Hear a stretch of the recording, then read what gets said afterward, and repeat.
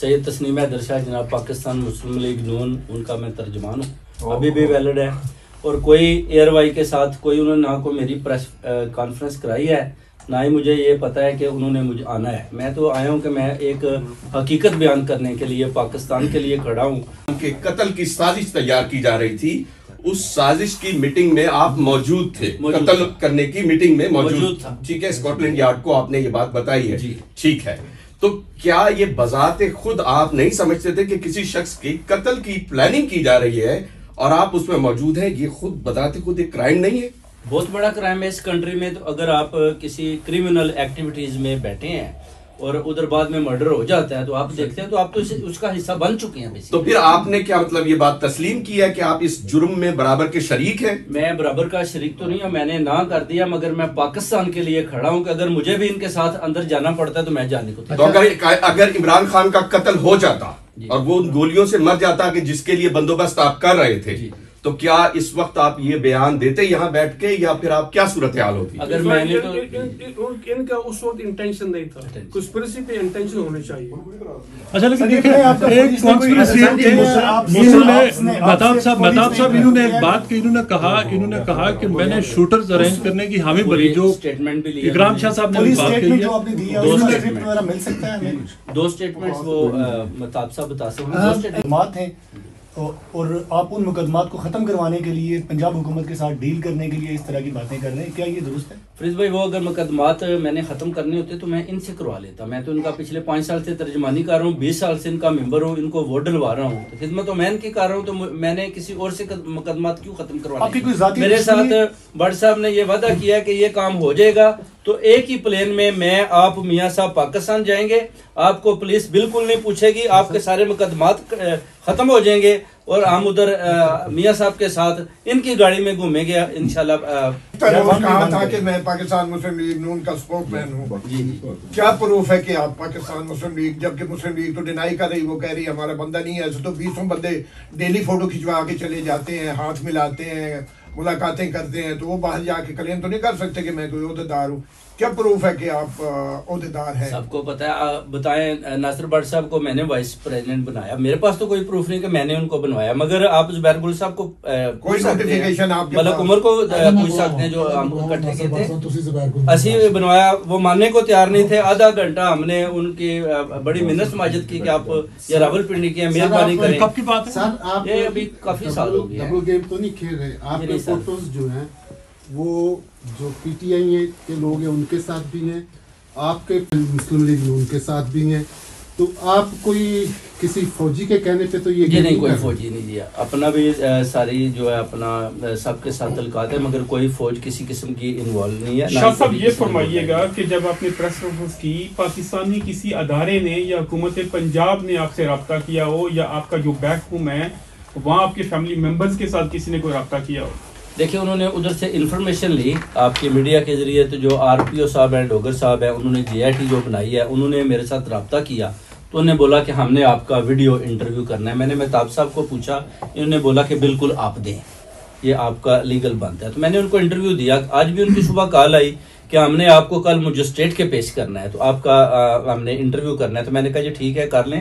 इन्होंने बोला कि मैं आपको एडवाइस करूंगा, तो फिर आपने कर। शाह जी, आपने कहा है कि आप मुस्लिम लीग नून के तर्जमान रहे हैं पिछले 5 साल से। अभी भी हूँ। आप अभी भी नहीं, मैं अभी भी हूँ, वैलिड हूँ। अच्छा, आपने आखिरी प्रेस कॉन्फ्रेंस मुस्लिम और उनकी तर्जमानी कर रहा हूँ आपके सामने। अच्छा, ये कैसी तर्जुमानी है कि वो कत्ल करवा रहे हैं और आप कह रहे हैं आप मुस्लिम लीग नून की तर्जुमानी कर रहे हैं? और यार एक मैं तर्जुमान हूं तो मैं उनकी तर्जुमानी तो करूंगा ना, मेरे पास वैलिड है। ये तर्जुमानी का लफ्ज इस्तेमाल कर रहे हैं, क्या मुस्लिम लीग नून लोगों को कत्ल करवाती है? क्या ये तर्जुमानी आप कर रहे हैं? बिल्कुल, ये करवाते हैं और इन्होंने करवाया। तो आपने कत्ल किए मुस्लिम लीग नून के बेस पे? मैंने नहीं किए, इसलिए तो मैं इधर बैठा हूँ आपके सामने। तर्जुमानी तो कह रहे हैं कि मैं तर्जुमानी कर रहा हूं। है ना, आपने तर्जुमानी करनी है।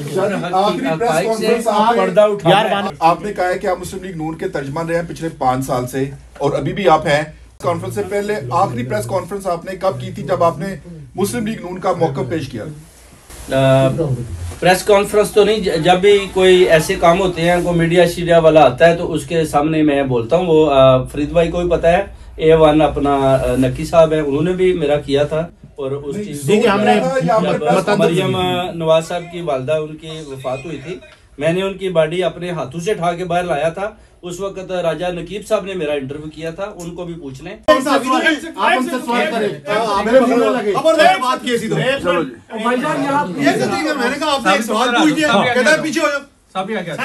कौन से टीवी से, कौन से टीवी आप सर?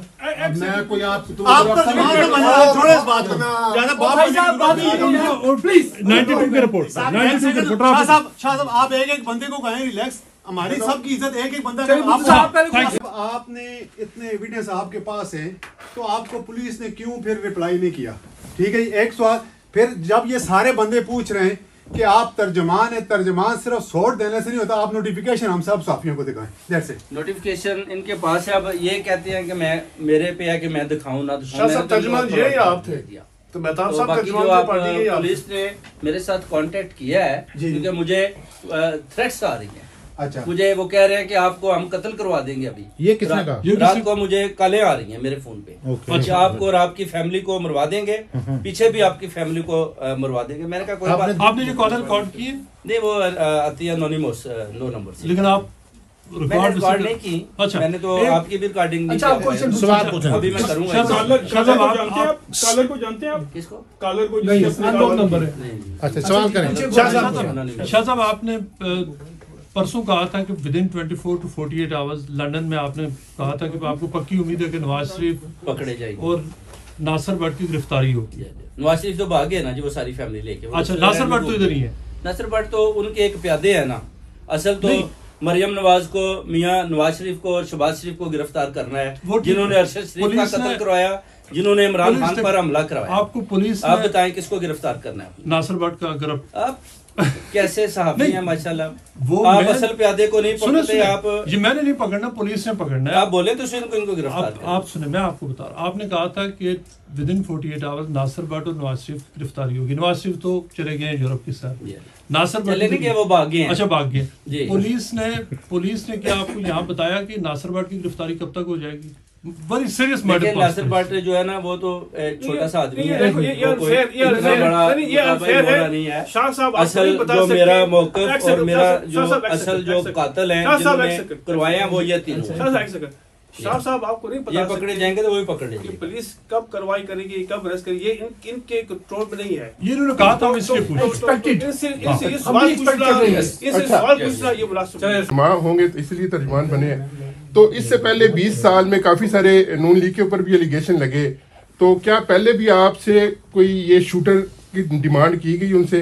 क्या आप शूटर प्रोवाइड करते हैं या आपका कोई ऐसा सिस्टम है? तो इस पहले भी कोई डिमांड ऐसी हुई?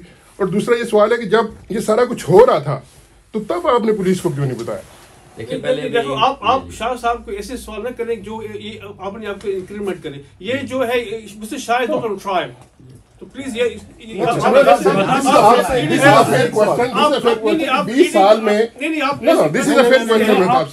ताकि इसको सेल्फ क्रिमिनेशन का। चले आप नासिर भट्ट साहब से पूछे कि आप बता दें कि 20 साल पर एक लीगल क्वेश्चन आपसे मैं कर लूं कि आपने 5 नवंबर को साहब है नासिर भट्ट है, उनके खिलाफ कंप्लेंट रजिस्टर करवा दी पुलिस स्टेशन में, और उसके 20 दिन बाद या 15 दिन बाद नवाज शरीफ साहब बाकायदा एयरपोर्ट के रास्ते या खुशकी के रास्ते बरतानिया छोड़ गए। क्या जो लॉ इन्फोर्समेंट इदारे थे उन्होंने नवाज शरीफ साहब को इतनी सीरियस एलिगेशन के बावजूद मुल्क छोड़ने क्यों दिया? देखो, 5 नवंबर जो आपने जिक्र किया, 5 नवंबर तारिक साहब ने इनिशियल कंप्लेंट की थी। उस कंप्लेंट में किसी का नाम नहीं लिया गया, वो सिंपली तारिक साहब आपको बताया। अच्छा, मैं मेहताब साहब, मैं एक सवाल पूछना था। शाह साहब ने मेरे साथ इंटरव्यू में, मेरे पास रिकॉर्ड है, इन्होंने ये बात बोली थी कि मरियम नवाज के बारे में पुलिस ने कह दिया ये मुल्क नहीं छोड़ सकती, और उसके कोई 12-14 घंटे बाद मरियम नवाज यहाँ से चली गई। तो शाह साहब से पूछे कि पुलिस ने उनको क्यों नहीं रोका?